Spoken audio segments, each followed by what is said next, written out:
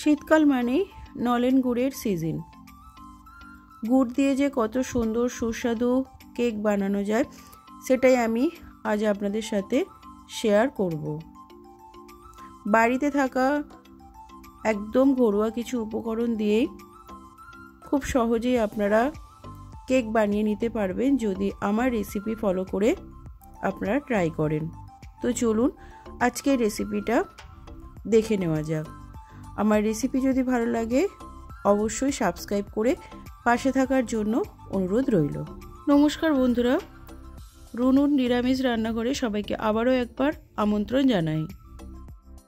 আমি একটা বড় সাইজের পাত্র নিয়ে নিয়েছি আর সমস্ত ইনগ্রেডিয়েন্টস মাপ করার জন্য একটা নিয়েছি কাপ। এই কাপের মাপ করে আমি কিন্তু সমস্ত উপকরণগুলো নিয়ে নেব।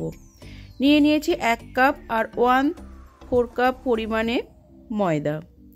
তার সাথে দিয়ে দিলাম 1/2 কাপ পরিমাণে খেজুর গুড় বা নলেন গুড়। দিয়ে দিলাম ওই কাপেরই মাপ করে 1/2 কাপ পরিমাণে দুধ। এবার দিচ্ছি ওই কাপেরই মাপ করে 1/4 কাপ পরিমাণে সাদা তেল বা সয়াবিন অয়েল। দিয়ে দিচ্ছি 2 প্যাকেট আমুল দুধ। এখানে আমি 10 টাকা দামি প্যাকেটের 2 প্যাকেট দুধ ব্যবহার করেছি। সমস্ত উপকরণগুলো খুব ভালোভাবে মিশিয়ে নেব। প্রায় মিনিট 7 সময় ধরে সমস্ত উপকরণগুলো খুব ভালোভাবে মিশিয়ে নেব। কেকের ব্যাটারের ফ্যাটানো যত ভালো হবে কেকটা কিন্তু ততটাই স্পঞ্জি হবে। ব্যাটারের কনসিস্টেন্সিটাও আপনাদেরকে দেখিয়ে দিলাম। এই রকম কনসিস্টেন্সির একটা ব্যাটার তৈরি করতে হবে।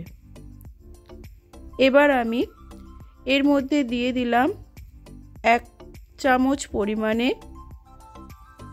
বেকিং পাউডার আর দিলাম 1/2 চামচ পরিমাণে বেকিং সোডা। যতটা পরিমাণে বেকিং পাউডার দেবেন তার অর্ধেক দেবেন বেকিং সোডা।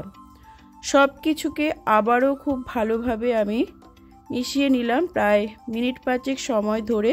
কেকের ব্যাটার একদম রেডি বুঝবেন যখন ব্যাটারের উপরে এরকম ছোট ছোট বুদবুদ উঠবে, তখনই বুঝবেন ব্যাটার একদম রেডি। এদিকে আমি কেকটা রেডি করার জন্য একটা অ্যালুমিনিয়ামের বাটি নিয়ে নিয়েছি। আপনারা চাইলে কিন্তু কেক টিন ব্যবহার করতে পারেন। তার চারপাশে আমি খুব ভালো করে সাদা তেল মাখিয়ে নিলাম। এবার আমি ওপর থেকে বেশ কিছুটা পরিমাণে ময়দা নিয়ে বাটিটার চারপাশে খুব ভালোভাবে ঘুরিয়ে ঘুরিয়ে চারপাশে ময়দাটা মাখিয়ে নেব। এর ফলে কেকটা রেডি হওয়ার পর খুব তাড়াতাড়ি বাটি থেকে উঠে আসবে। এবার আমি তৈরি করে রাখা ব্যাটারটা বাটির ওপরে দিয়ে দিলাম। সমস্ত ব্যাটারটা বাটির ওপরে দিয়ে দেওয়ার পর বাটিটা একটু ধরে ট্যাপ করে দেবো। এর ফলে ব্যাটারটা বাটির মধ্যে খুব ভালোভাবে সেট হয়ে যাবে।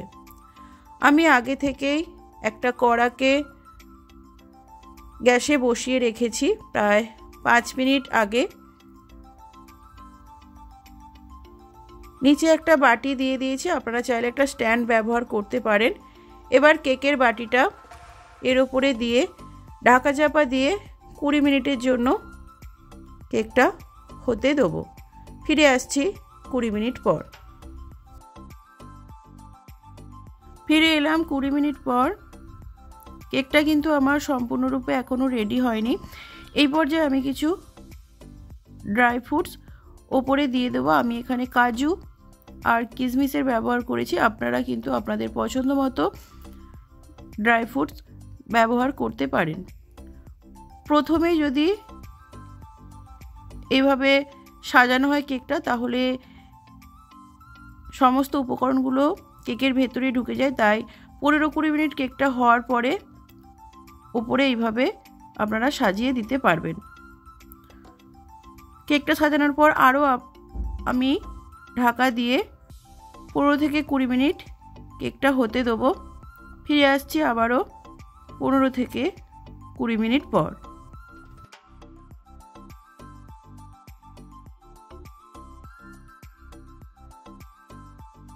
ফিরে এলাম 15 মিনিট পর। আমি এবার কেকটা চেক করে নেব কেকটা আমার হয়েছে কিনা। মাঝ বরাবর একটা স্টিক ঢুকিয়ে বা ছুরি ঢুকিয়ে আপনারা চেক করে নিতে পারেন। আমি এই রকম একটা কাঠি ঢুকিয়ে চেক করে নিলাম। দেখুন কোনো রকম ব্যাটার কিন্তু কাঠির গায়ে লেগে নেই। কেকটা আমার হয়ে গেছে। এবার আমি কড়া থেকে নামিয়ে সম্পূর্ণরূপে কেকটাকে খুব ভালোভাবে ঠান্ডা করে নেব। কেকটা ঠান্ডা করার পর আমি আবারও ফিরে এলাম। এবার আমি বাটি থেকে কেকটাকে বার করে নেব। তার জন্য ছুরি দিয়ে বাটির চারপাশটা খুব ভালোভাবে ছাড়িয়ে নিলাম। এবার ওপর থেকে একটা থালা বা প্লেট চাপা দিয়ে বাটিটা উল্টে নিলেই খুব সহজেই কেকটা বেরিয়ে আসবে। দেখুন পেছনটা কতটা সুন্দর, কতটা জালিদার হয়েছে। আমার রেসিপি ফলো করে বাড়িতে আপনারাও ট্রাই করবেন, আপনাদেরও ঠিক এতটাই ভালো হবে। আজকের মতো এই পর্যন্ত, দেখা হবে আবারও এক নতুন রেসিপির সাথে। সবাই ভালো থাকবেন, সুস্থ থাকবেন।